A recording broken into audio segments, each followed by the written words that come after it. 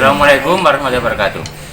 Pada kesempatan kali ini saya akan menyampaikan tentang stratifikasi sosial. Jadi stratifikasi itu pembedaan sebuah kelompok masyarakat dari tingkatan yang bawah ke tingkatan yang atas, atau dari tingkatan atas ke tingkatan yang bawah.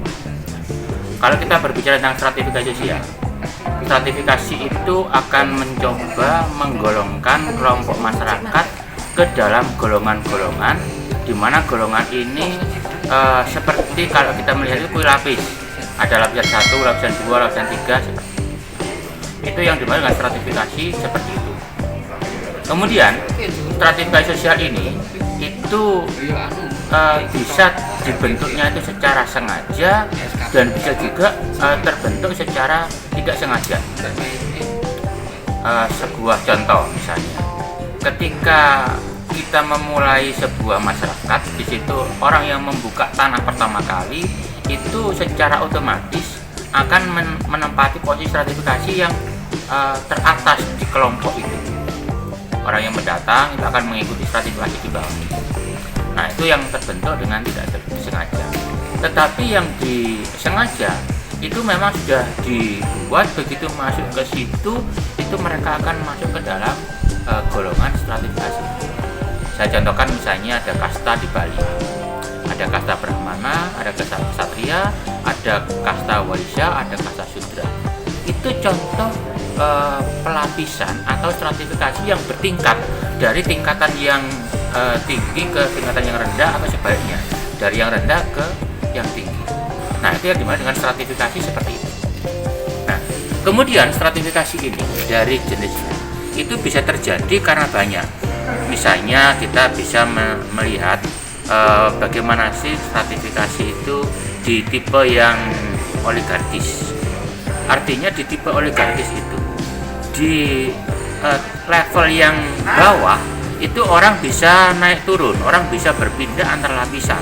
Tetapi di lapisan atas dia tidak akan pernah bisa berpindah dari lapisan itu atau masuk ke lapisan itu. Itu di tipe oligarkis. Nah, kemudian ada lagi yang di tipe demokratis. Nah, kalau di tipe demokratis itu orang bisa berpindah dari manapun dia berada. Nah, tipe pelapisan sosial yang seperti itu yang dikatakan dengan tipe pelapisan yang demokratis, itu yang paling membuka peluang, yang paling membuka kesempatan untuk orang itu masuk menjadi bagian dari stratifikasi. Nah, kemudian yang ketiga itu ada tipe pelapisan yang saya tadi bilang kasta. Nah, di kasta ini tidak ada pintu masuk melainkan melalui kelahiran. Jadi orang itu begitu lahir dia masuk ke lapisan yang ada itu. Nah, kemudian masih kita berbincang tentang stratifikasi ini. Itu biasanya orang selalu menghubungkan dengan simbol. Nah, simbol ini akan melekat pada orang-orang tertentu dengan status sosial tertentu. Misalnya sekarang, kalau kita melihat stratifikasi yang seperti saya ceritakan tadi, itu bisa masuk di semua lini, misalnya di ekonomi, di pendidikan, dan sebagainya. Misalnya saya contohkan yang mudah aja, karena kita berbicara tentang pendidikan, saya contohkan di bidang pendidikan. Nah, saya contohkan begini, misalnya setiap orang itu kalau di dunia pendidikan yang formal, yang seperti kita ini, itu dia masuk di kelas SD, kemudian di kelas SMP, kemudian kelas SMA, dan baru kemudian ke perguruan tinggi. Nah, dari SD ini tidak bisa langsung tiba-tiba masuk ke SMA, nggak akan bisa. Tetapi dia harus melalui proses SMP dulu. Nah, kemudian ini yang saya ceritakan dengan satu simbol tadi. Nah, simbolnya gampang sekarang kita tahu.